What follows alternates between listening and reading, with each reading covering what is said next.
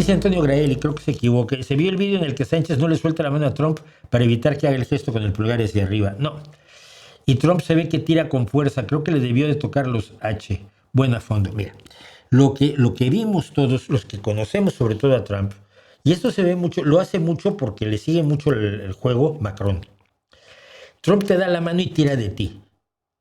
Y es un power move que se llama un movimiento de poder, según los que manejan esto, como expresión corporal. Al tirar de alguien hacia ti, estás ejerciendo, demostrando tu poderío.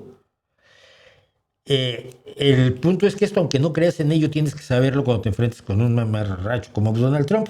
Y esto evidentemente Sánchez lo sabía. Sánchez juega todos los juegos del mundo muy bien. Les guste o no Sánchez, eso es otra cosa. Entonces, cuando dan la mano, antes de que Trump tire, Sánchez tira. Y la cara de Trump es, ¿de dónde salió el españolito? Y entonces empiezan el tira y afloja, que luego con Macron acaben que se dan la mano y casi ese no es saludos raperos.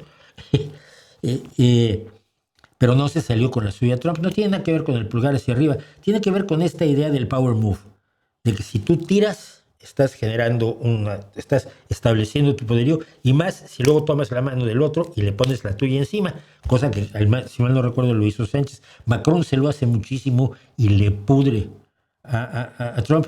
Yo, por tener una idea vaga de cómo funciona Donald Trump, ahora que dice que va a castigar a España con unos aranceles horrorosos porque España no va a cumplir de inmediato con el aumento de gasto armamentístico que ha propuesto la OTAN, yo creo que más que por el gasto de la OTAN, porque a Donald Trump le da exactamente igual eso, está enojado por el numerito en la firma de los tratados de paz. Supuestamente siguen dándose de tiros, pero bueno, a los que convocó a un montón de gente para que le hiciera carantoñas, y no le gustó para nada lo que hizo Sánchez. Entonces, yo diría que está más allí que en otro lado.